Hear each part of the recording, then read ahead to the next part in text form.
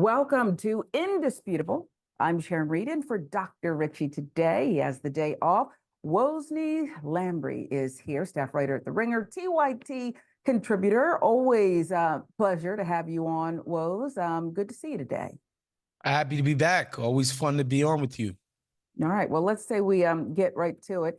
A lot of news going on today, like most days lately. And we're going to begin with a shooting at Kamala Harris's campaign office in Arizona.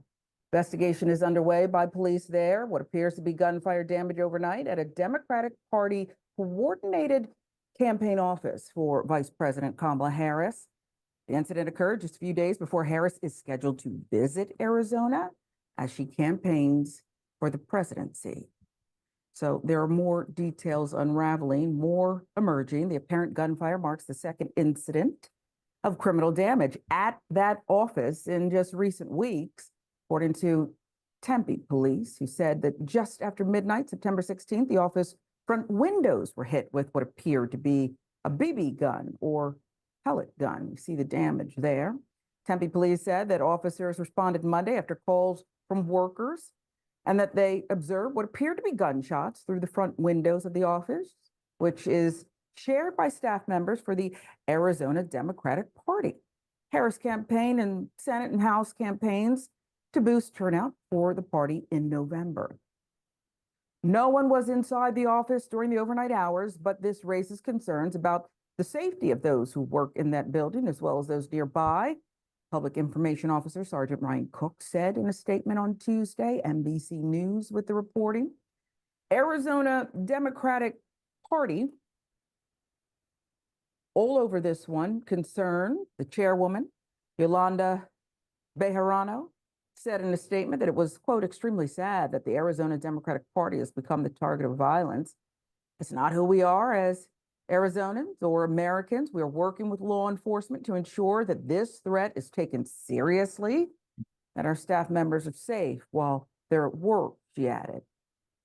But the damage has sparked concerns over the safety of campaign workers. And some observers say Elon Musk, the billionaire, is to blame for this.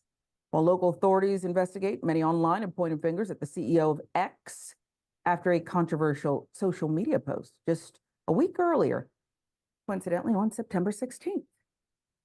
Referring to President Joe Biden or the vice president, Musk had posted, "No one is even trying to assassinate Biden, Kamala," leading some to suspect his inflammatory rhetoric may have influenced the attacks.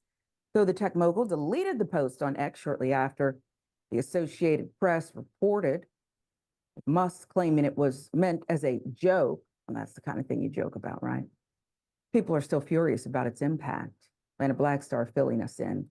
Secret Service said it is aware of a social media post by Elon Musk discussing assassination attempts on President Joe Biden and Vice President Kamala Harris, which he later deleted and wrote off as a joke. As a matter of practice, we do not comment on matters involving protective intelligence, Secret Service said in a statement. We can say, however, Secret Service investigates all threats. All threats. So what do you make of that? Agency has also collected records related to the post for law enforcement purposes that it considers exempt from open records laws due to enforcement proceedings. Bloomberg reported that. USA Today also on the story. Look, has he been arrested or not? I believe if it weren't for his billionaire status and who he's connected to, he would have been picked up. It seems as though the Secret Service perhaps DM'd him to inquire about this, talking about billionaire Elon Musk, who is presiding over Twitter, which is still not where it was. I mean, he really destroyed the platform. And he's still at it. But this is about Kamala Harris. And she has a lot of people with a lot of disinformation coming for her. And I want to know, do you think it's okay to make the connection between the billionaire's joke on X and this incident, now twice being shot up at these campaign and Democratic Party headquarters in Tempe? I don't think it's that much of a stretch to make that combination, but what I would say is even scarier is that, when you look at the backgrounds of the two guys, the one who actually took a shot and freaking hit Trump, like whatever it was, a graze, a ricochet, whatever you want to call it, the guy was bleeding. And another guy who didn't get to take his shot, when they looked into his background, it wasn't some Elon Musk figure encouraging these guys. These guys were loons on their own. Like these guys were obviously victims of their own mental health struggles, and they decided they wanted to take a shot at the former president. To me, that's even scarier than the idea that a clown like Elon would get on Twitter and spout stupidity. I think we're blessed in terms of the fact that Kamala, because she is the sitting vice president, she's pretty well protected. And so, this attack is as harebrained as it might have seemed. It wasn't office hours. It was a pellet gun.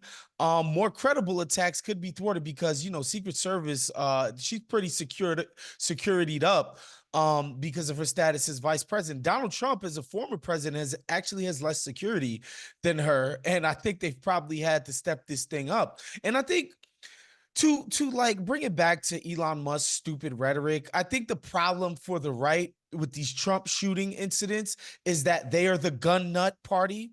And so they cannot come out and just say it's messed up that these guys are running around with guns anyway. It's messed up that these kind of people can easily get their hands on guns. And even Donald Trump, who's surrounded by quote unquote good guys with guns, a dude could get a nice clean freaking shot off at him with no problem, but they cannot come out and say that they're against this stuff because they are the most deranged political party in terms of gun rights on the face of the planet, right? So that's why you see they have to come at it with this other stuff. And also Donald Trump, let's keep it real, because I say this because there's been a lot of rhetoric about, well, like the Trump shooting left the news. Well, Trump's barely talking about it. And part of it is because he can't diss the Secret Service who screwed up because they're still guarding him. So you can't go out and completely, dump on these guys. And so I think that's the problem. Elon has to say stupid. It's like, damn, why isn't anybody taking shots at Kamala instead of saying, why are people taking shots at people? Why is it so easy to get a gun and try to kill, a candidate running for president in the United States? Yeah, and here's the thing, the Senate released that report on the Trump rally where he ended up with that, whatever went down with his ear. The ear it looks pristine.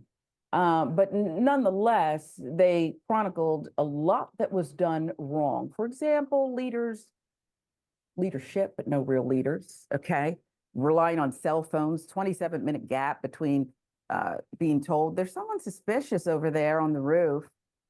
Nobody acted. Shots had to be fired.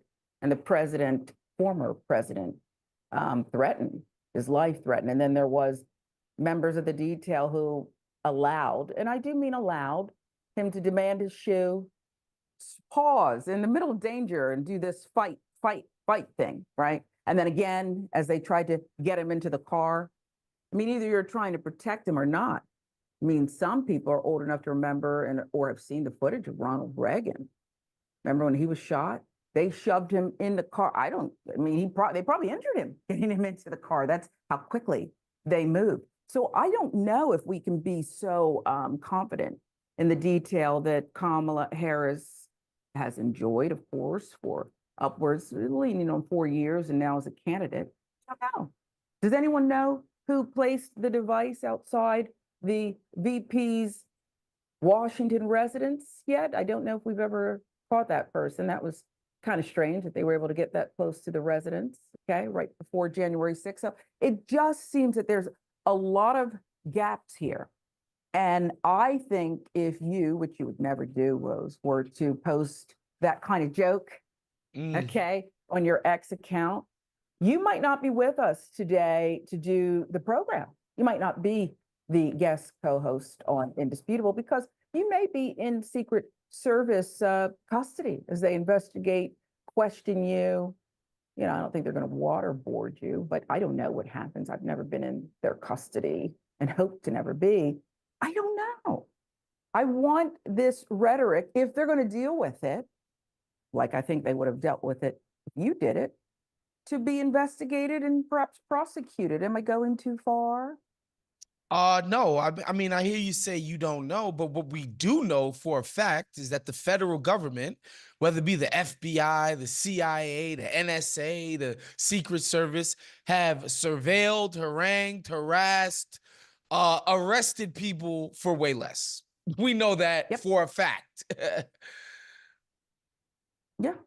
And I think that sums it up, right? Because if they want to, they could have picked him up. And is he in that tiny house? He said he gave up the big house and he was living in a very tiny house to make a point, whatever point he was making. I don't know if that's where he is. But my point is, it's Secret Service. So, whoa, they can find him if they want to.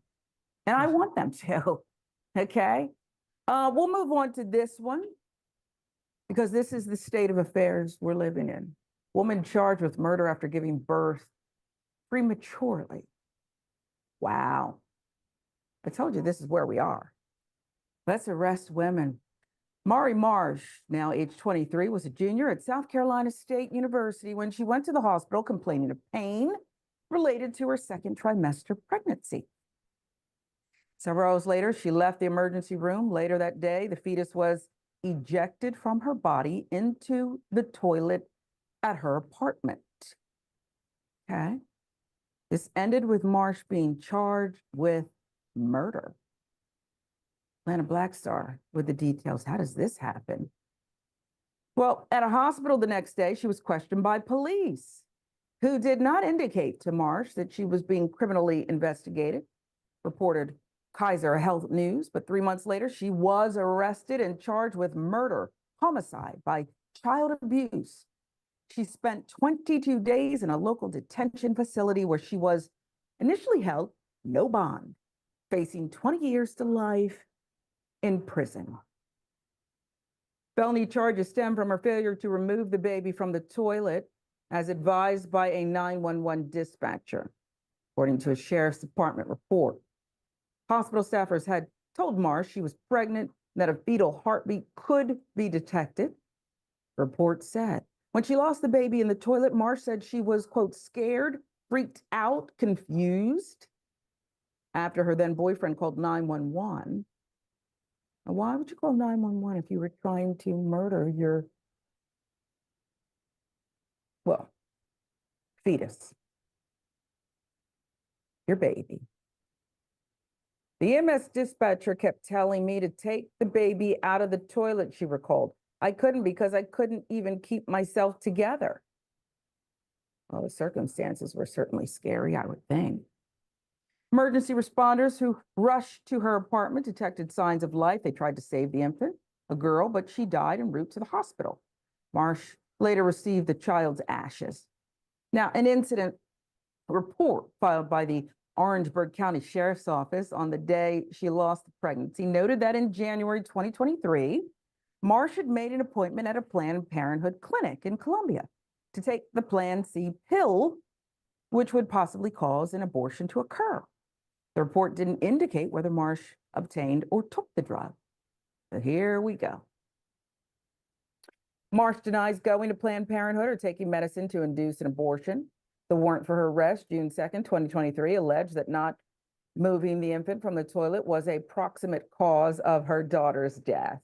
Warrant also listed respiratory complications due to a premature delivery stemming from a maternal chlamydia infection as a cause of death. But we're going to charge her with murder anyway because something about an appointment at Planned Parenthood. So she must have wanted the baby dead, and so she should face 20 years. That's my commentary. Marsh said she didn't know about the infection until after the miscarriage. Marsh was held without bail, very dangerous woman, till securing a $75,000 bond in June, according to the Post and Courier. Last month, a state grand jury that reviewed the case declined to indict her. Money, let's keep wasting taxpayer money to punish this Black woman. What was being alleged is not what the evidence showed, said Marsh's attorney, Columbia Democratic State Rep Seth Rose, who insisted there was no evidence that abortion drugs played any part in the death of the fetus. It's our position that she lost a child through natural causes, he said. Biology major Marsh said she still intends to become a doctor. She's moved back in with her parents. She's taking classes at a local community college. That's reported by KFF Health News. Through all of this, I found my strength, said Marsh. I found my voice. I want to help other young women that are in my position now and will be in the future, she said. So because she allegedly, apparently showed interest in terminating the pregnancy, and there was this appointment reportedly at Planned Parenthood, they disregarded, it seems, when they charged her, the sheriff's department, and when they investigated this, the other evidence, premature respiratory complications. If a baby has not been allowed to be in womb long enough to mature, to grow to full term, we know these things can happen. We don't need to be a doctor, do we, Woes, to know that. But they said, hey, no bond. No bond is because you're dangerous. She didn't get the baby out of the toilet in time. Okay, well, I can tell you, of the two of us, I have given birth, Woes. So I know how weak and traumatic that can be, particularly when you're in the hospital. Can you imagine if you were alone in a bathroom and this happened? What do you make of the decision here? It seems activist to me against another woman. Yeah, it's crazy in the sense that I'm no doctor. I've never been to medical school, but I don't think somebody at home can prematurely induce a birth of the child that they're carrying. Like, this is obviously something that happened to this woman, not something that she was perpetuating against a prematurely born baby. And so just the notion that this person was acting irresponsibly when, or maliciously, much less, when something traumatic has been brought upon her, is just so callous, and it's just ghoulish, man. There's no other way to put it. And the only explanation is that the most fringe zealots of the quote unquote pro-life movement Yep. are ascendant in terms of the politics over there in South Carolina, which we shouldn't be surprised by. South Carolina, like Mississippi, like a place like Alabama, like, man, you look at their freaking, state representatives and gubernatorial and stuff like that. It's damn near 70% Republican across the board. And so they get to act with impunity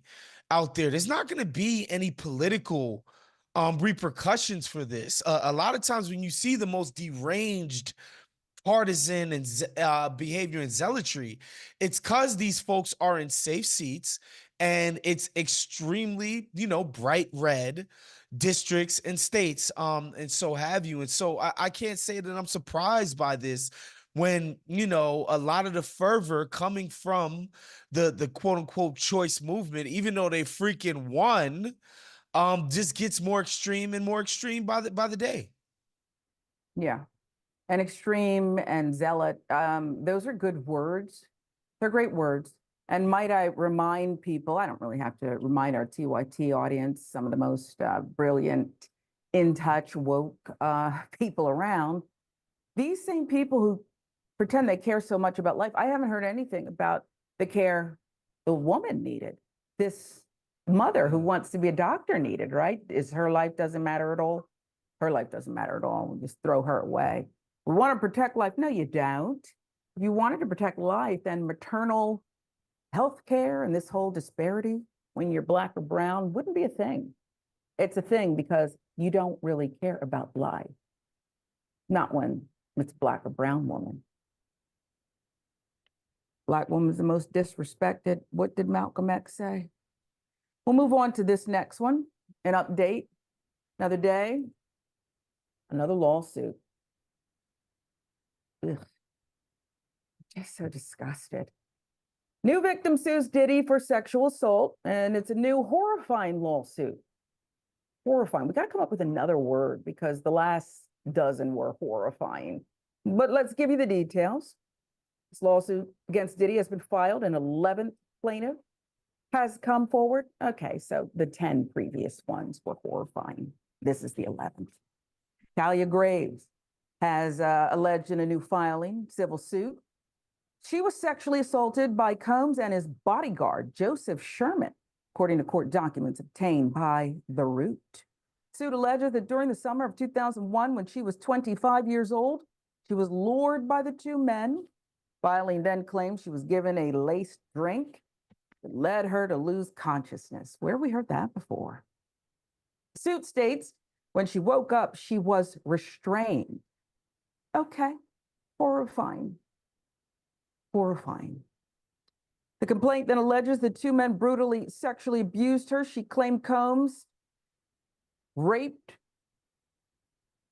She claims Combs sexually assaulted her, both anally and vaginally. She was also disclosed. Sherman slammed her onto a table and forced his penis into her mouth. As a result, she claims she suffered burns on her private areas, bruises over her face and wrists. Suit says November 2023, she learned the alleged sexual assault was captured on video and allegedly shared to multiple men. Gruesome. I mean, this has got to be some of the most, forget that a famous person is involved. This is some of the most diabolical, what is alleged here? Sick, gruesome, tortured, twisted activity you could even imagine. I don't think most of us could even imagine this. Following the horrifying incident, the lawsuit claims Graves suffered from suicidal thoughts and had to undergo extensive psychological treatment. The suit says she refrained from revealing these claims because she was afraid that Combs and Sherman would, quote, use their power to ruin her life, as they had allegedly threatened to before. She was also afraid of losing custody of her young child, the suit says. This is sick. And oh yeah, they videotaped it and already shared it. Could you imagine if that came in your inbox? I know what I would do. Somebody enjoyed it. Get the other people involved in this. If this is true, there is a network, RICO. She said it is, quote, a pain that reaches into your very core of who you are, leaves emotional scars that may never fully heal. The Griot helping us out with the reporting there. Combs remains jailed without bail in New York on federal charges. He's pled not guilty. Other ongoing updates to this case, Meek Mill has offered $100,000 for an investigative team to clear his name in the sex trafficking case. That's original. I mean, do you need a team to clear it, or can you? I'm not sure what you're doing here, Meek, but it seems a little desperate. But we'll tell you more. The two have been seen partying or hanging with each other at public outings. But now that the heat has been turned up on the Bad Boy Records founder, Philadelphia MC plans to exhaust every measure to ensure he puts as much distance between himself and the disgraced music mogul. I want to hire an investigative team, 100,000 cash to find out every specific detail involving Meek Mill's name to the Diddy case. I also want them to look at who is powering the media involving Meek, anything to do with Buddy. Something not right. So Twitter pounced quickly and clapped back at Meek. Why are you talking about yourself in the third person? And why are you offering 6 figures to investigate your connection to something? Either you were there or you weren't. Anyway, let's show you what some of these people are saying. How do you manage to make things worse, bruh? You need to log out. And that's great advice that you didn't have to pay for. Free advice from who's breezy. There's more. Let me say what you really mean. I need to hire a lawyer to prepare my defense. Gangster geeks for life. You're right. That's really, I don't know why you're doing this. You're actually bringing more attention to yourself in this disgusting case. Diddy has been placed on a high alert watch while in prison over concerns after not eating. Sorry, there's no champagne and caviar for you, Diddy. No chicken and waffles. I bet you he could just snap his finger and somebody could bring him chicken and waffles on the outside. He's that rich. Maybe he wants to fly to Spain to get one of their famed dishes. Not anymore. You are in a place in Brooklyn that is legendary and nasty and grimy, and it's not really safe. But hey, people said they're not safe if you're walking the streets. According to the outlet, a source close to Diddy believes that the rapper may not be eating while behind bars due to being paranoid and scared. Like the women who sued you say they were after they say you allegedly did these things. Former inmate Larry Levine told the outlet there's people out there that he has things on that do have a substantial amount of money. The root. Imagine if someone paid someone off on the inside to actually poison his food, give him a heart attack, and he dies, and no one would really think anything of it, Levine added. That may be one of the reasons he's not eating. Oh, well. I hope Diddy gets offered at least 3 square meals or whatever they're serving there, bologna. What do you make of this, Woes? Let's start with Meek and his desperate ex Twitter post, something about $100,000. And it sounds a lot like if OJ weren't gone, I'd swear that OJ was counseling him to find the real. Remember, OJ was said, I'm gonna find the real killer. Still looking for the real exhaust killers. all Yeah. means. I'll spend whatever I have to spend to the real killer. We never did find the real killer. Will Meek have better luck here? He's asking people to investigate his non-involvement in this. Kind of dippy, no?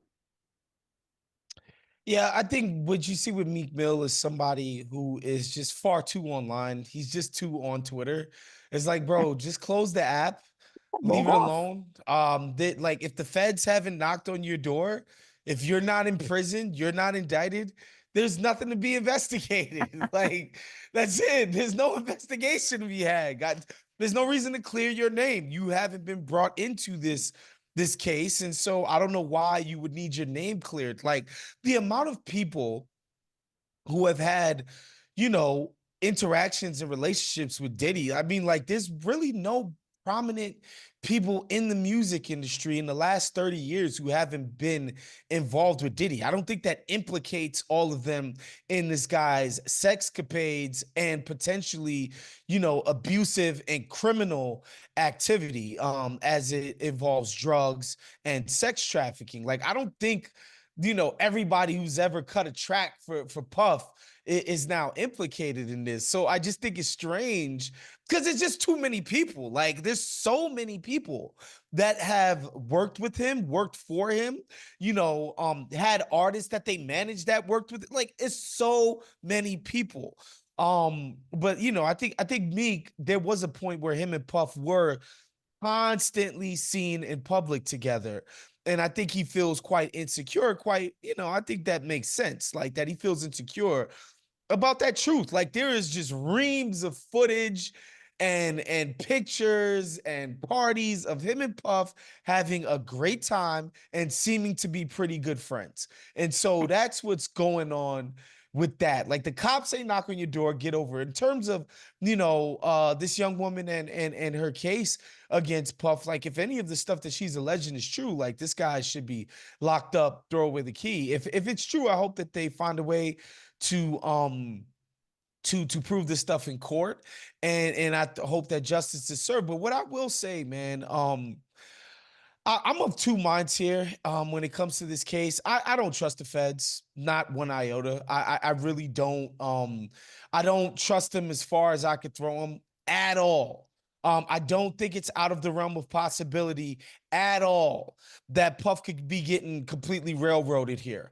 However, this guy has been adjacent to so much death, so much violence, so much criminality over the past 35 years or so. Like, I can't help but look at this as anything but justice. There's just no two ways about it, man. This is the chickens coming home to roost. Like, this guy has been involved with, you can't even say shady. Like, I'm talking about completely ruthless, messed up things in this business and outside of it, by the way, on the streets. You can go look that up on YouTube if you want.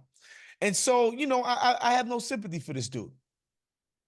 Yeah, where you were going, I was going to pounce, but I said, you know, I'm just going to let him. I'm going to let him go on and distance myself. I didn't interject because I didn't want to be on the split screen, you see, because that will live. You got back to a place that I can co-sign on.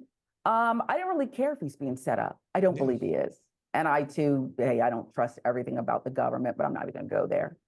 I believed Cassie before we saw that disgusting, vile, violent, sicko hotel hole footage where he brutalized this woman. I believe women, particularly unlike some nut jobs who came to Diddy's defense early on when there wasn't that hotel hallway footage and said things like, oh, it's a money grab. Let me get this straight. I'm beautiful. I've been famous. I'm married with kids. I don't really even have to or would desire to put my name next to the kind of filth that she put in that filing for a payday. No matter how rich it is, she could have done that years ago if that was her game. The woman was brutalized, traumatized, tortured, sexually assaulted. And I don't care what he settled, like a dummy one day after. Why does one do that one day after? She left the breadcrumbs and the man found them. The man found them. I believed the women before the footage, and the footage was only just, bam, case closed. He's a sick, filthy joke. And now he's not eating. I do hope that he finds his way on the inside through the trial, because that's one that we want to see through. This is Indisputable. I'm Sharon Reed, in for Dr. Rashad Ritchie. Wosny Lambre is with us. He's staff writer at The Ringer, TYT contributor. Much more to come.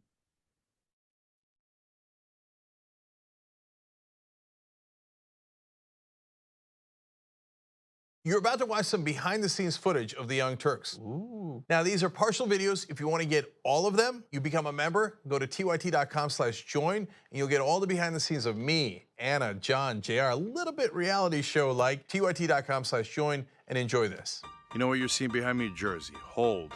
Watch me flip this camera. However I flip it. Do I flip it like this?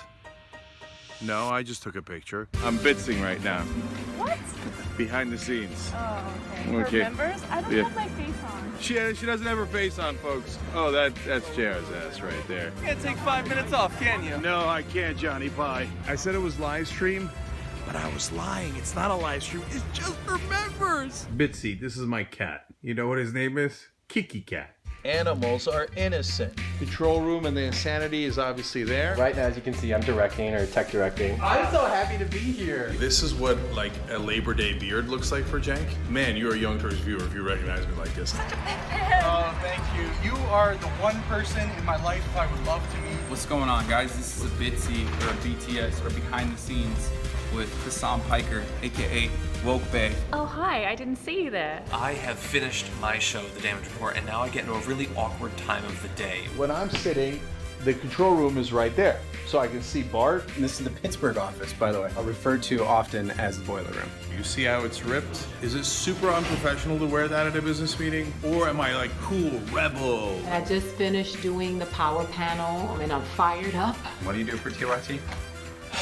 Not a whole lot. If you're frantically tweeting at us that something's broken, thank you, because I'm fixing it. And thank you for being a TYT member. Super last thing, because there's always got to be a super last thing.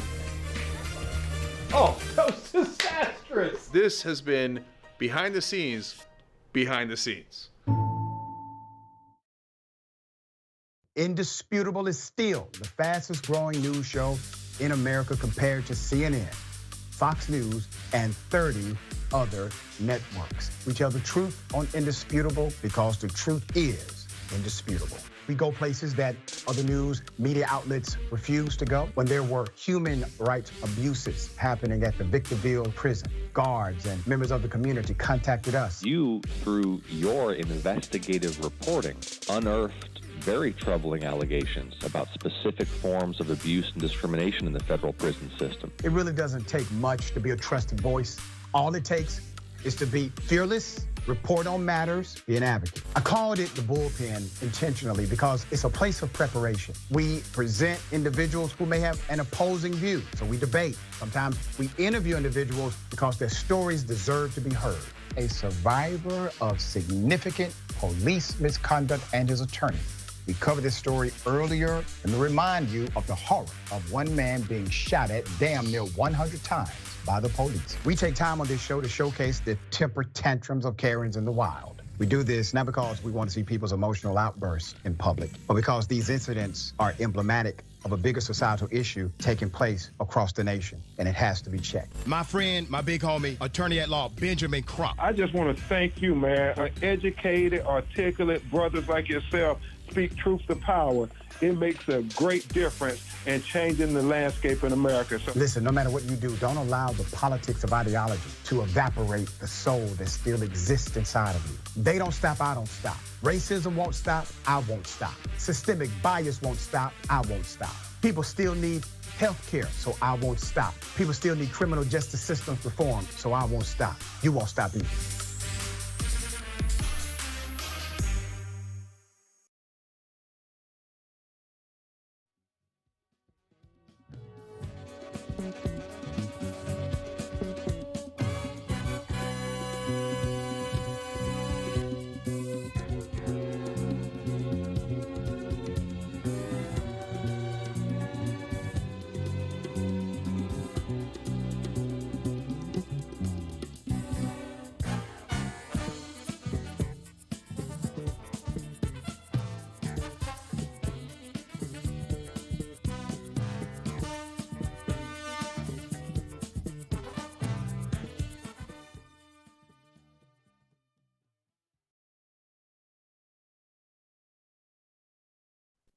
Welcome back to Indisputable. I'm Sharon Reed in for Dr. Rashad Ritchie, who has the day off. Wosny Lambre, staff writer at The Ringer, TYT contributor, is our special guest co-host today. Always love having you in, Wos. A couple of housekeeping notes. We will be covering one and only vice presidential debate between JD Vance and Tim Walz, October 1st. I like the pictures they chose for this flyer. Captures the essence of both men. Anyway, tune in at 10:30 p.m. Eastern, 7:30 Pacific, tyt.com/debate for our post-debate breakdown and analysis you can watch on YouTube, Twitch, or any of our linear channels. Remember, there's only one place you can get this kind of analysis, free of big media influence, free of big money, okay? This is your thing, and we're happy to bring it to you. Some of your comments now. Very active today. We do appreciate it. I hope everyone is going to be safe from this Hurricane Helene. It's looming here in parts of Georgia, other places, so take heed. The shooting at Kamala Harris's campaign office in Arizona, TYT member Jay the OK's mailman says, Musk should be arrested.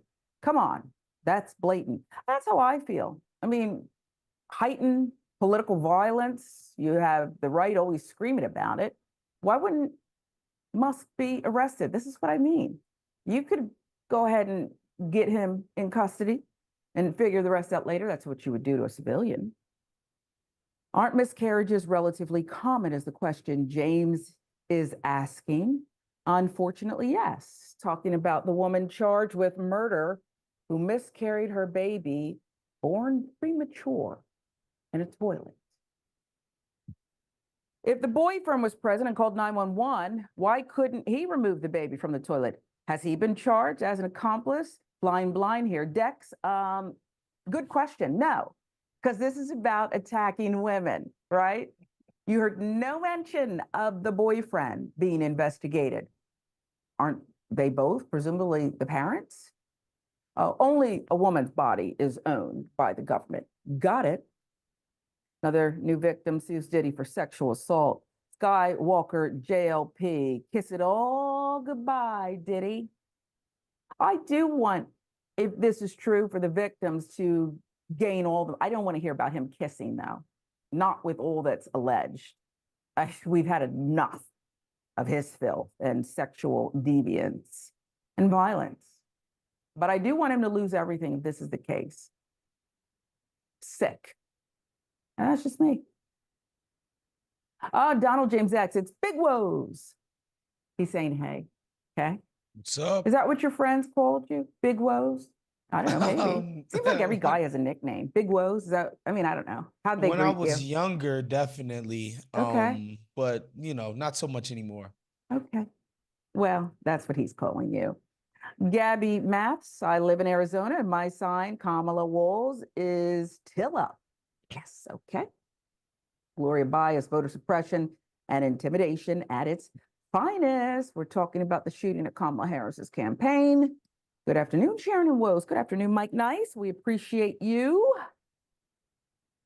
And yes, more on the woman charged with murder after giving premature birth, Balki Bartokomis. They hate women in general. Hate's a powerful drug, and that's apparently what's going on. We thank you for your comments. We'll get back to more of them, time permitting. It's that time of the show again. Are 7-Elevens everywhere? And I don't know. I always had access to a 7-Eleven growing. Remember the Slurpee? I like the ones that were sweet and tart, but they always left my tongue. I like the red ones. Some people got the yellow, the lemon, the blue. But it was a great time. Used to be anyway, where I'd go with friends after school, with or without permission, and I'd get a Slurpee. This next story involves a Karen, the cops, and some slimy fruit. Yes, 7-Eleven is the foundation where this takes place, because they're at it again. My childhood memories of just going to get a Slurpee, now tainted by this. I wish a Karen would. You want to call the police on them for having a barbecue on a Sunday. I feel free! Back off! I'm going to tell them there's an African-American man threatening my life. I bought this for $3.29. I bought this for $3.29. Look. When I open it, look at the apples. I asked this man, can I exchange it? He's gonna tell me I need a receipt. I show him my Apple Pay. It shows Elmont, New York. It shows the address and everything. He's still telling me he'd rather me call 7-Eleven and basically cause a problem for $3.29. This is the Elmont in Elmont Road. This is a 7-Eleven in Elmont Road, okay? This is the guy right here who's giving me problems for $3.29. I told him he could keep the receipt. The guy who was here, I don't know who. Oh yeah, let's not forget. He wants me to come back for the guy who ringed me up. He's the manager. He wants me to come back for the guy who ringed me up. The fruit was slimy. And I think this male Karen knows it too. He knows that what's going on there. She does not have to come back for the manager. Perhaps manager Karen? No need for that. They know the fruit was slimy, $3.29. It may be petty to some, but I'm a stickler.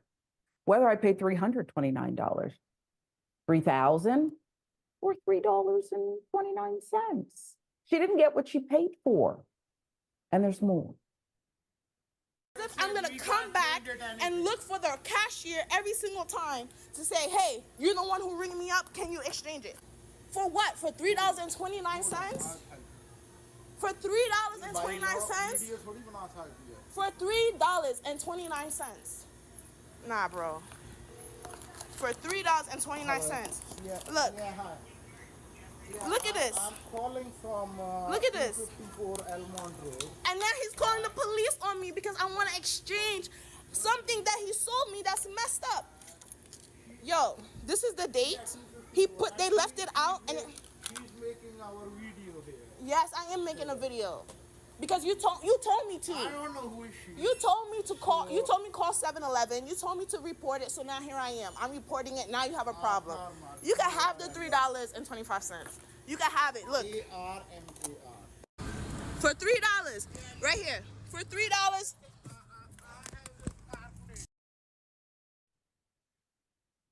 Just wanted to exchange the fruit. I just didn't even hear her ask for her money back. She just said, "Can I get some non-slimy fruit?"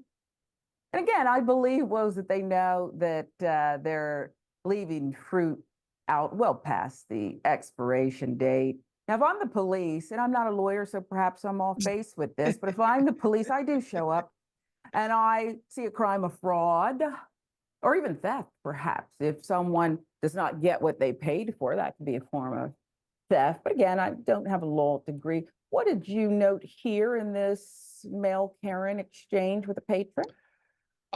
Just a full disclosure to the audience out there. Elmont, New York it's Nassau County, Long Island, directly next door to the neighborhood that I grew up in Queens Village. So it's like literally we lived on the Queens and Long Island border. Elmont was the next Queens town. I spent a lot of time Now, wait in a minute. Elmont. Just one moment. So you know this 7-Eleven, don't you? 100%. And you also know the fruit was... I've been to this 7-Eleven before. Thank yeah, you. 100%. And not just that, I spy a slight Haitian accent in that girl's voice. And so like this video is just speaking to me on like 20 different levels. But yeah, the 7-Eleven homies are not known for their bedside manner, y'all. It's not known. It's not like when you walk into the Chick-fil-A or the Trader Joe's and everybody's happy to see you. That's not what they do at 7-Eleven. And they're not known for their produce. So I'm not surprised by the result of this interaction, guys. Woz, I know you're busy. You accomplish a lot of things. I don't know where you're sitting today. You don't have to disclose your location, but I can tell you this. They need you back in the neighborhood. I'd like to see you, I'd like to see you go back there and boycott if it's warranted. Find this perhaps Haitian sister and support her. Get some signs together. Knowledge, knowing about this establishment. I'd like to see you take the weekend if you have availability and go back and organize, because this is apparently going on long enough. Listen, this is the best I can do for folks that are frequenting 7-Eleven. If it's not for 79 cents Big Gulp or Slurpee, if it's not for the quick Gatorade or the quick beer run, I've been known to 1 o'clock in the morning, pop into the 7-Eleven, get a 12-pack. I've been known to do that a time or two. You don't need to be in 7-Eleven. You just don't. It's just nothing there for you guys. Folks, we want to be health conscious. We want to live long, healthy lives. There's absolutely, although she was trying to be healthy, she was getting fresh fruit from the 7-Eleven. Stay out of there, folks.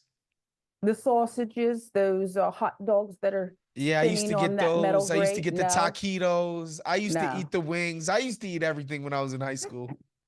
No, you're saying stay away. But not blaming the victim, right? You're No victim blame. She literally tried to make the healthy choice. She did. Well, the cops. We see you, Mel Karen. We see you. Let's move on to this one. Criminal charges against Trump. That is what a Haitian nonprofit is seeking. They've had enough. Had enough of you, Donald. Good reason. Haitian nonprofit seeking criminal charges to be filed against former President Donald Trump and that spineless running mate who has very few conversations with Trump, apparently, Senator JD Vance, the Republican emerging out of Ohio. Tuesday, this thing was sought, alleging that in pushing false claims that the immigrant community in Springfield, Ohio was a threat to public safety, the pair had caused widespread fear and disruption. Who could argue with that? Now, in recent weeks, despite denials from the city and state officials themselves, governor too, Trump and Vance amplified the bizarre, controversial rumor that Haitian immigrants were eating people's pets in a bid to attack Vice President Kamala Harris's immigration record. In the time since, the city has been subjected to dozens of bomb threats and become the epicenter of national debate on immigration. Charges submitted by the Haitian Bridge Alliance seek to hold both men on the Republican ticket accountable for the town's turmoil. Mediaite with the reporting here. Now, the group's lead counsel, Subodh Chandra, telling Fox 8, we want the judge to issue arrest warrants for Trump and Vance immediately. There is probable cause. Haitian community suffering in fear because of Trump and Vance's relentless, irresponsible, false alarms and public services have been disrupted. Trump and Vance must be held accountable to the rule of law. Anyone else who wreaked havoc the way they did would have been arrested by now. Now, the charges argue that the two politicians repeatedly made inflammatory statements about Haitian immigrants during rallies and interviews, falsely portraying them as a threat to public safety. According to Chandra, Trump and Vance's rhetoric not only alarmed residents, but also resulted in massive disruptions to local public services. Formal charges filed include disrupting public service, making false alarms, telecommunications harassment, and aggravated menacing. One accusation involves Trump's vow to deport immigrants, even though they're legally residing in the U.S. to Venezuela, a country many have never known. Nonprofit alleges these statements were made with the intent to abuse, threaten, or harass the community. Give you the response from the Trump campaign. Responding to the legal action, Trump campaign spokesperson Stephen Chang said in a statement, President Trump is rightfully highlighting the failed immigration system. President Trump will secure our border and put an end to the chaos that illegal immigration brings. Springfield's municipal court still to decide whether the charges will be pursued. Ooh, okay. So you would think someone who is reluctant to spend time in court, who fell asleep and, according to media reports, admitted flatulence, he farted in court, he does not like to be there, would perhaps back off with the threat of more charges. But that's not necessarily the case on the campaign trail. Watch. Well, this woman has allowed record numbers of people into our country. They're from all over the world. They're now creating criminal havoc throughout the country. Aurora, Colorado, you saw that, where Venezuelan gangs are taking over real estate. They become real estate developers. How nice. Because they're going to take over a lot more than Aurora. They're going to go through Colorado, take over the whole damn state by the time they finish. Unless I become president, they won't last long. In Springfield, Ohio, so you have a town of 50,000 people. They have 32,000 migrants put into the town almost overnight. And the people are so nice. You know, they want to be nice.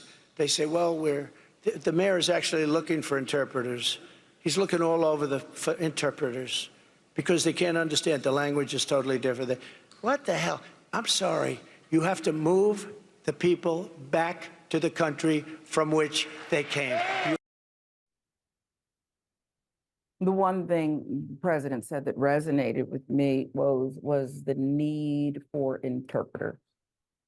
We need an interpreter to figure out what this deranged man is saying from the podium. It looked like the prompter. You saw the two things on the side there. It was a teleprompter. Did someone write this for him? No, he's deranged. He's going off script and doing things that are just impossible to decipher. What do you make of this lawsuit? It's creative, the pressing of these criminal charges. And what do you think is going to happen? Because even though Governor DeWine, the mayor, and others have spoken out against this hate speech, do you really think they're going to prosecute Vance and Trump? Yeah, it seems unlikely that the sitting senator and the former president would get prosecuted under this law, this court action by this group. But I'm not mad at them for filing. These guys have comported themselves in what I would say is at least to the line of criminal behavior in terms of going out and spewing this hateful rhetoric about this immigrant community out there in Ohio. But of course, it's of a piece, right? It's what Trump and Vance have decided the campaign is going to be all about. Just the very notion of an immigrant being a bad one, just immigrants bad. That's their whole plan. That's their whole message. Never mind that this does not actually comport with how most Americans see the issue. I think most people are like, look, we should have an orderly, system by which people can apply and come and follow the laws and et cetera, et cetera. Everybody agrees that should happen. But most Americans do not think that every immigrant who comes here is somehow a suck on our country and is not contributing in incredible ways and making this, the best country in the world, right? That I don't think he's in lockstep with most Americans. Now, his most ardent fanboys and girls, yeah, they love it. And we know that's about 35% of the electorate, but I think everybody else is kind of just like, pretty moderate on the question of immigration. Would like to just see us get a handle on it and do it in a more orderly fashion. The people who came from Haiti are, and yes, there's a housing issue there. There's a housing issue in a lot of American cities. So come on, there's no Haitians here in LA, unfortunately. And we have a major housing issue. Okay. Thank you. So I understand that. But the people who came from Haiti to Springfield, Ohio, who are legally there, are helping that community. They are getting rave reviews. And I don't even want to stereotype here, but they're getting rave reviews for the work and the things and the way they're supporting and lifting up this community. That's white people in the community said this. The mayor, the governor. Okay. Now, I don't believe for a second that the same governor who is still supporting this ticket, I think he's going to call and say, we're not going to pursue these charges. Don't do it. But I do think there's a civil suit here. Remember Ruby Freeman? You made her life a living hell, Giuliani. You had that stuff dripping down your temples. Why did no one tell him? Is that not the height of hatred towards your fellow conspirator? Nobody tapped and said, Rudy, you have stuff dripping down. It's embarrassing. Ruby Freeman, record judgment. They're going to take him for what he's got. I think it's class action. Schools closing, bomb threats, people living in fear, people suffering trauma because of these two clowns. Somebody should pay for that. Should the city just foot the bill to the people who perhaps can't go to work and be free, the kids who have to be homeschooled? It's sick. But then consider the source. So go ahead, Woz. I'll give you the last I just want word. to say one last thing about this, because I think it's important that, I'm sure there are people legitimately in Springfield, Ohio, and other places with migrants coming in an influx, and it's really quick and it's really fast. I'm sure there is some level of culture shock. There is some level of uncomfortability. Cool. I grant that. And I don't think that we should just sort of brush that to the side, like how people feel when these things happen. Right. But what I will say is one, everybody takes pride in America being the melting pot, the place of immigrants. And two, we've done this every single time before. We did it when it was the Germans coming in here for the first time. Panic. We did it with the Irish, the Italians, the Greeks, the Jews, the Japanese, who we interned, the Chinese. We keep doing this. We do this all the time, guys. And then what ends up happening is these people eventually become Americans and they love the country and they contribute to what we're doing over here. And this is no different than what's going on right now. Yeah, I concur. And dear leader says he's going to deport 20 million, I forget how many American citizens he said he's going to get out here. Can we start with him? This is indisputable. Sharon Reed in for Dr. Ritchie. Wosny Lambre, staff writer at The Ringer, TYT contributor, joining us as our special guest co-host. Much more to come.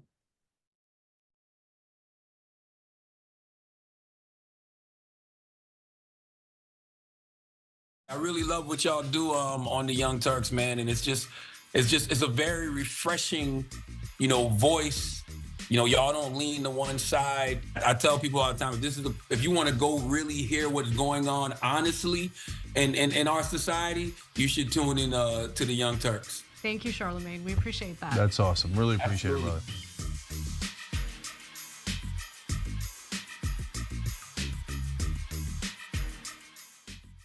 The rest of the news media says you should not fight for positive change. If you do, you're not really a reporter or a journalist, because reporters and journalists don't care what happens. I don't agree. That's not written anywhere. That's not a law. It's just a rule that they invented so that reporters didn't actually challenge the people that are in power. Well, we don't agree with that. We think we should challenge the people in power, that actually makes you a better journalist, not a worse one. Hi, I'm John, and I'm new to TikTok, but about 3 years ago, I started my daily political news show, The Damage Report, because I noticed this trend where every morning I was waking up to this tsunami of news that was just generally dreadful and horrifying and shocking, and I thought that if I could spend my time helping people to navigate this, serving as a bit of a life raft, pointing out which news is important and why, there are worse ways to spend your day. We're not an average news show, and we don't want our TikTok presence to be average either, so feel free to let us know what you'd like us to do on the platform, and maybe give us a follow at The Damage Report. All right, Amazon Prime members, here's how you can subscribe for free on Twitch. Start by linking your Amazon Prime account to your Twitch account, and then click that little subscribe or resubscribe button below the stream on Twitch. Scroll down and select the subscribe free with Prime button, and then you're finished. Close out immediately and share your little subscription alert with the chat. Send a cute message along with it, and bathe in the sweet, twitchy, Bezos-funded love. Hashtag Bezos Bucks.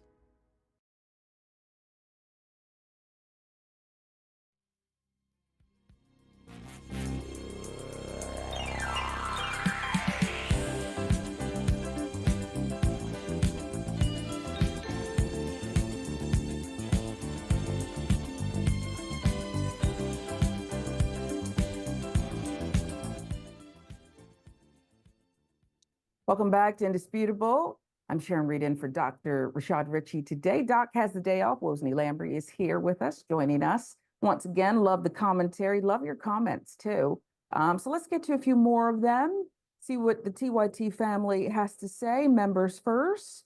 George, the most unique of the Jungle Dragons, has this to say about the woman who was arrested after giving birth to a premature baby who perished.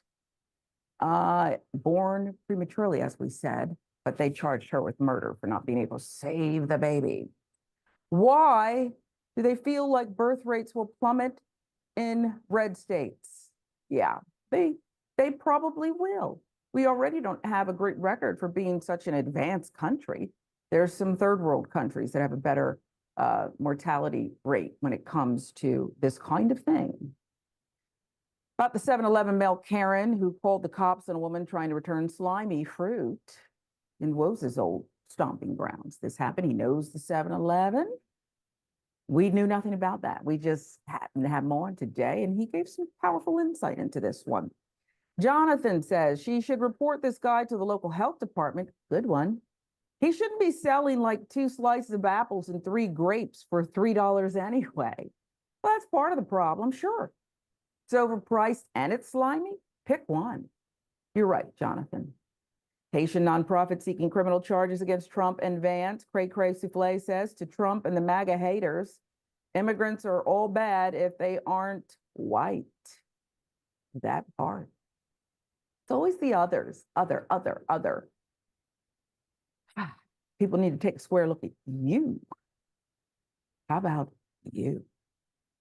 New YouTube members, thank you, Marianne. Welcome to Indisputable. Appreciate you greatly. Bob Watkins had this to say about my fond memories of the Slurpee at 7-Eleven. Sharon and a Slurpee, that's adorbs. I do remember just the cold tongue and all that sugar and the red lips. One more for you, Nightmare 316 from Twitch says $3.29 for slimy food. Exactly. This is what we're dealing with, folks. This is what we're dealing with. Oh, and one more. I got to do this one, Woes, because it's about you. Leave 18 White Girl says, I've been waiting on Woes' take on the Haitian pet story. Well, now you got it. Now you got it. And I think it was balanced, fair. And you know, it's one of those things where you can't but have there's one take. It's absurd, it's racist, it's insane. It should be disqualifying. At the same time, did I lose any sleep over it as a Haitian? Not really. No. I mean, these guys are clowns. You're clown. I like it. Yeah, the circus came to town. 3-ring circus. That's all it is. You're right. It still hurt people, but yeah. We'll move on to this one. Trump's sexual assault accusers speak out in election ad. Wow. Accusers with an S. There's several. Trump's sexual assault accusers have spoken out in a haunting new election ad. Watch this. My name is Natasha Stoynoff. In 2005, I went to interview Donald Trump at Mar-a-Lago. At one point, Melania went upstairs to change her clothes for the next photo shoot. And Trump said to me, I want to show you this beautiful painting, this beautiful room. He leads me to this room, pushes me against the wall, and starts kissing me forcefully. I tried to push him. He kept coming back at me. I was in shock and smothered, and he had his hands here against my shoulders. I felt sick inside. I felt horrified. And thank goodness the butler charges into the room. Like many women, I blamed myself. So Trump turned to me and said, you know we're going to have an affair, don't you? And Melania was approaching. I was horrified. When the Access Hollywood tape came out, and also stories of many other women, including E. Jean Carroll, I realized I was not to blame, that he was just a predator of women. What could have happened if the butler had not come into the room? Donald Trump is an adjudicated sexual assaulter. We cannot elect this man as president. Anti-Psychopath PAC Inc. is responsible for the content of this advertising. Who needs an October surprise when we have a string of women from the candidate's own history, adjudicated, as she said? The ads are backed by George Conway's anti-psychopath PAC. The fact that that even exists tells you everything you need to know. It's a thing, and people are contributing to it. A lot of money behind it because it's necessary. One of their own journalists, Natasha Stoynoff, recounted what happened when she visited Trump at Mar-a-Lago in 2005. Never forgot it. I get it. A lot of us have been through this kind of nonsense. In a separate ad, Jessica Leeds described her encounter with Trump on a plane in 1979. Roll that. 1979, I had gotten on an airplane. The stewardess said to me, would you like to come up to first class? In the window seat was a gentleman, said that his name was Donald Trump. The airplane took off, and all of a sudden, Donald Trump started groping me. He was trying to kiss me, and I'm trying to push him away. He was basically overpowering me. When he started putting his hand up my skirt, I got out of the seat, grabbed my purse, and went back to my original seat. And I certainly was shook up by the whole thing. 2 years later, at this fundraiser, up comes Trump and his wife. And he looked at me and he said, I remember you. You're that cunt from the airplane. Donald Trump views women as for his entertainment. He is a serial predator. He has said it point blank, and he's done it, and he will continue to do it.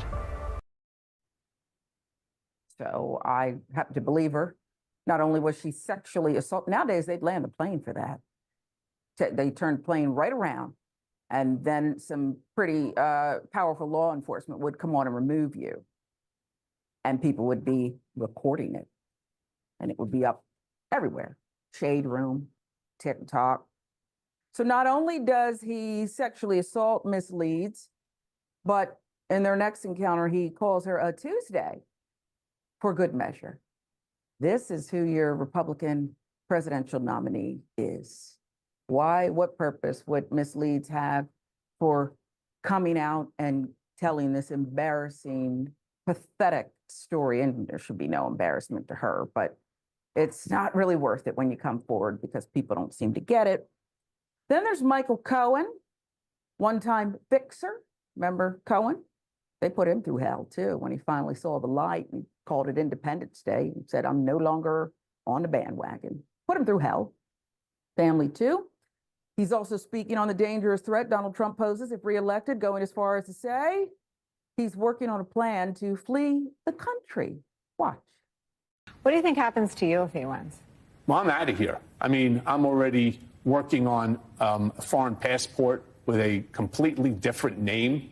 I don't know how it's going to work as far as dealing with my wife and my children. I certainly don't want them moving to where I'm looking to go. But I don't think yourself, the president of MSNBC, General Milley, Liz Cheney. How many people has he turned around and said that this is that these are people that I intend to go after if I have the ability to. And the worst is the Supreme Court's recent decision that gave him immunity, presidential immunity. Now he thinks it's not only is it I can do whatever I want, but I can't even be prosecuted. It's a get out of jail free card. You can certainly understand why Michael Cohen, the one-time fixer, is afraid and thinking about fleeing. Mr. Cohen, the plan's not well thought out. You don't know what you're going to do with your family left behind, apparently. They were also targeted, apparently, by the former president. You are talking about a passport with an alias on it. And I don't believe that you've been promised protection by the feds, but nonetheless, you can understand what he's saying and why he would be afraid. Recent rally, Trump discussed criminalizing dissent, one of his favorite things. The rally Monday, Pennsylvania, the former president said for at least the fourth time that criticizing judges and justices either is or should be illegal. And for what may be the first time, he directly said people who do so should go to jail. Washington Post. It's now Trump who says attempts to criticize and apply pressure, playing the ref, as he often puts it, should be a crime. After praising the Supreme Court for favorable opinions at a rally Monday in Indiana, Pennsylvania, former president turned to those who express the opposite view, quote, and they take a lot of hits because of it, Trump said of the justices. Should be illegal what happens. You know, you have these guys that are like playing the ref, like the great Bobby Knight. What are you talking about? The same Bobby Knight who grabbed the player by the throat. He grabbed the player by the throat and lied about it. He also threw a chair. Some people liked him. He won. The general. Why are you bringing Bobby Knight into this? He got fired.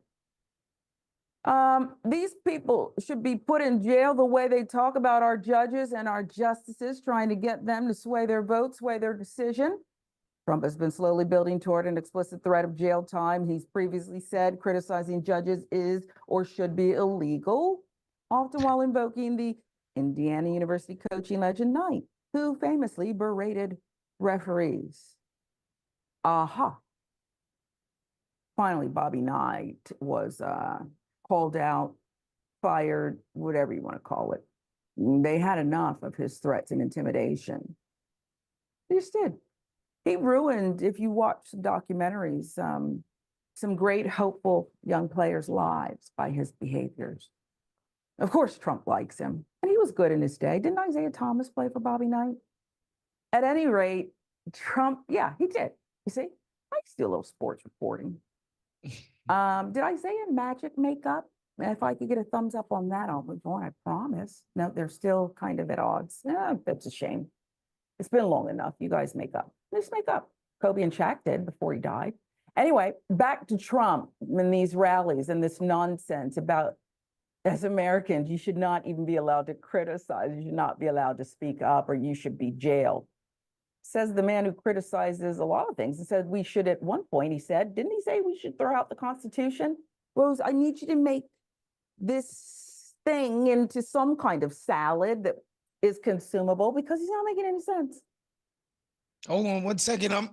I'm gonna get this answer from where Donald Trump gets most of his answers from. It just seems like every single answer to every problem or solution is just something he's making up on the fly. We're gonna prosecute, like this guy has criticized so many rulings that have gone against him, particularly with his fake election fixing thing, where like 100 different courts shot him down. He criticized all of those rulings. It's just nuts. It's just what he does. It's by the seat of his pants. And, you know, it's funny because part of me, when people were defending Kamala for not having a policy and blah, blah, blah, does she really need one? She could still win the election, blah, blah, blah. And I'm like, guys, she should tell people what she thinks about, you know, what she wants to go out and do and how she plans on trying to accomplish it, whatever. This is just the norms of our democracy. But at the same time, man, I have sympathy for those people when the person she's running up against is literally making it up as he goes. He's gonna put a tariff on every export from China, import from China. He's gonna, you know, put a 10% cap on credit cards. He's gonna not tax tips. He's all of this, Social Security. He's getting rid of that. Like, he's just making stuff up that he thinks sounds good, and nobody ever asks him a follow-up about how are you actually gonna accomplish any of this stuff.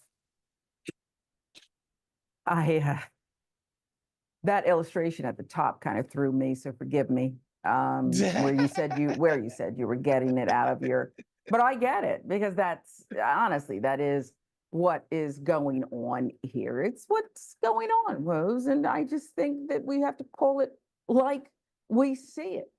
Call it like we see it. And I think the way you buttoned that was brilliant. This is Indisputable. I'm Sharon Reed in for Dr. Richie. Wosny Lambre is joining us for commentary as our special guest co-host. We'll be right back.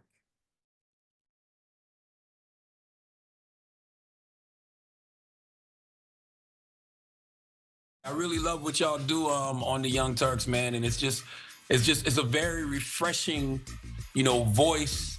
Y'all don't lean to one side. I tell people all the time, if you want to go really hear what's going on honestly in our society, you should tune in to the Young Turks. Thank you, Charlemagne. We appreciate that. That's awesome. Really appreciate it, brother.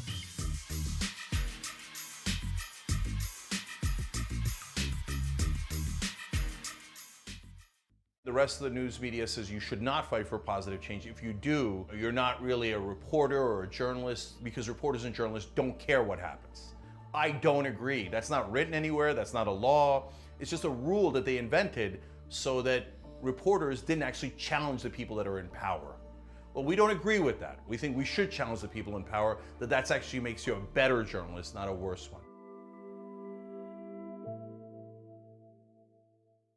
Hi, I'm John, and I'm new to TikTok, but about 3 years ago, I started my daily political news show, The Damage Report, because I noticed this trend where every morning I was waking up to this tsunami of news that was just generally dreadful and horrifying and shocking, and I thought that if I could spend my time helping people to navigate this, serving as a bit of a life raft, pointing out which news is important and why, there are worse ways to spend your day. We're not an average news show, and we don't want our TikTok presence to be average either, so feel free to let us know what you'd like us to do on the platform, and maybe give us a follow at The Damage Report. All right, Amazon Prime members, here's how you can subscribe for free on Twitch. Start by linking your Amazon Prime account to your Twitch account, and then click that little subscribe or resubscribe button below the stream on Twitch. Scroll down and select the subscribe free with Prime button, and then you're finished. Close out immediately and share your little subscription alert with the chat. Send a cute message along with it, and bathe in the sweet, twitchy, Bezos-funded love. Hashtag Bezos Bucks.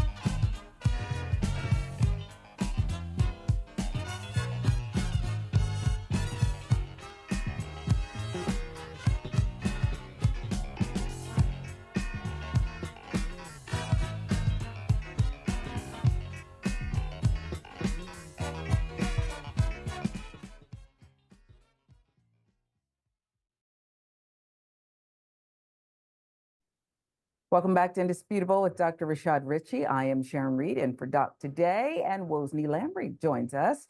Staff writer for The Ringer, TYT commentator extraordinaire, is our guest co-host today. Some of your comments now. TYT member X-Dog, the security dragon, had this to say about Donald Trump's sexual assault accuser speaking out in a new ad. It's starting to seem like Melania allowed him to do these things so she wouldn't have to deal with him. We have no confirmation of that, X-Dog, but I will tell you this. Would you want to deal with him? I think your theory is sound, just no confirmation of it. The Kentucky sheriff, we're going to get to him in a little bit. Wait till you hear that one. At some point on Indisputable, we'll have that. Trump's sexual assault accuser speaking out in election ad. From YouTube, the Jack says nothing will happen to Trump, but Diddy, oh, baby, believe that, okay? Did he do it? You're about to find out. Michael Cohen saying, I will leave the country if Trump is reelected. Moni P. Dragon asking this question, why would he share this info? I don't know why he's doing that. And then talking about leaving his family behind. But perhaps when you have this PTSD after dealing with this deviant for so long, you're just maybe just saying whatever and you can't control yourself. New YouTube members, Marianne, welcome to Indisputable. Ooh, Exoteric, thank you very much for your contribution. We appreciate it. That's what I'm going to say to you. We definitely appreciate it. Twitch quickly, Haitian nonprofit seeking criminal charges against Trump and Vance for all of the havoc and the danger that they have placed people in Springfield, Ohio. Lewis Bree 92, I really need to know if talking about cats and dogs is how we ended up with the Chinese Exclusionary Act and if Trump plans to do a version for Haitians. He would love to. I don't think that's a stretch to deduce that. Of course, he would probably love that. Remember, he separated children from their families and put people in cages. So I don't think this is a stretch. Lewis Bree 92, I think he would love to do that to the good Haitian people who are legally here in the United States. Leave 18 White Girl says, I've been waiting on Wose's take. We got you that one. About Trump's sexual assault accuser speaking out in that election ad. Windrunner Dragon says it'll quickly be anyone who criticizes him will be thrown in jail. That's what fascists do. You're right. You are correct. You're correct. Let's get back to our next one here. We have an update. Janet Jackson being quite nasty.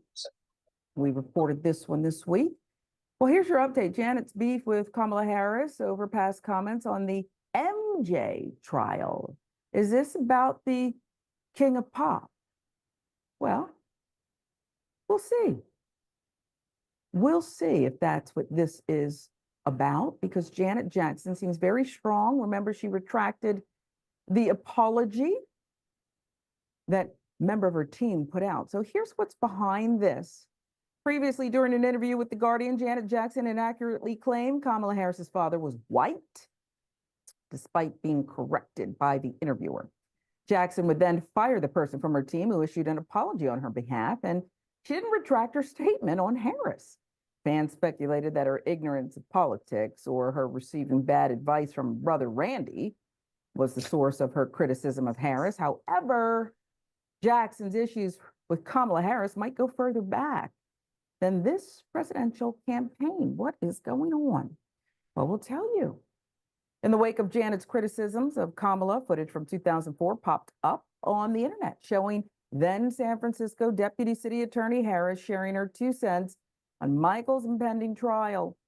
She stated in the clip, in general, the child will be able to recall and recollect some detail, the incident, and that is persuasive to a jury, even if it is the only testimony that is available. Michael was arrested in 2003, charged with 7 counts of child molestation, 2 counts of administering an intoxicating agent for the purpose of committing a felony. King of Pop denied the allegations at the time, pled not guilty to the charges. More than a year later, his trial began. He was acquitted on all counts in May 2005. Harris's remarks about such a dark moment in the Jackson family history might explain why Janet is trying to discredit her. Mind you, Harris was not involved in MJ's trial. She was merely speaking to a news outlet as an expert. They asked, she answered. This according to TMZ. Now, during an interview with TMZ, D.L. Hughley said Janet Jackson knows good and well what she's doing by questioning Kamala Harris's race, and he thinks Janet wants to hurt the V. DL says Janet is peddling far-right lies. He thinks it's ironic she's falsely claiming Harris's father is white when there are questions about the Jackson family actually wanting to be white themselves. according to DL. For the comedian, Janet's trying to be white with her surgically altered nose. He thinks this whole racial commentary coming from the singer is, quote, rich. DL first made these assertions during a Twitter rant last week. First posting Janet Jackson's interview sounded like a hashtag Trump rally. FYI, it's a little ironic to question whether someone is black while you're breathing through the nose of a white woman. Hashtag team DL. He always ends it like that, even when he obliterates someone. Team DL. Hashtag team DL. Maybe I'll start ending my post with something like that. Well, he would then post, Kamala Harris looks the way she does because she has mom from India, dad from Jamaica. Hashtag Janet Jackson looks the way she does because she has a plastic surgeon. Team DL. He would send this rant with, quote, all I know is Kamala looks like she did when she was in Oakland, but Janet don't look like she did when she was Penny. What the hell was in that iron? Now, perhaps you're too young. I don't know if you've seen the episodes, the reruns. JJ, what's happening? Never Penny watched Good Times before. Nope. Well, I'm about to tell you, well, she was abused and burned with an iron. That was a plot line. And that is what DL is recalling. So for those of you who aren't understanding, look, you know, she played Penny. Looked a little different back then, sure. She wasn't as nasty, apparently. Wasn't as nasty. So he's bringing up her role, her most famous role as a child actor. He is saying that you're one to talk with your surgical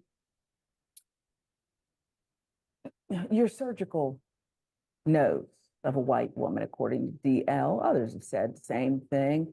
What do you make of this theory that Janet is upset because Kamala Harris, when you look at the statement that's attributed to Kamala back then, she's called by a news outlet.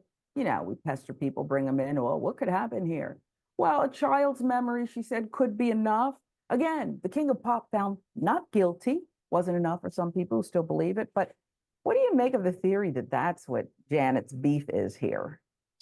I think that would probably be the theory that shed her in the most favorable light, in the sense that she's coming to the defense of her brother, who she loves, and she feels very protective of his name and legacy and what have you.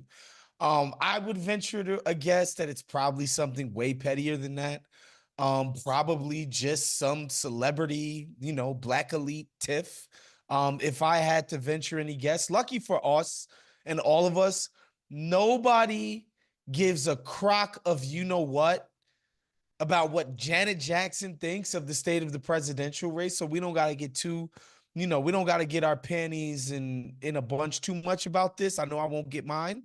But yeah, if I could venture a guess, I bet you it's not the Michael thing. It's something way pettier. Do you care what my theory is? I would love to hear your theory. That Janet Jackson's just dippy and just said some dippy stuff from across the pond. I think she's just dippy.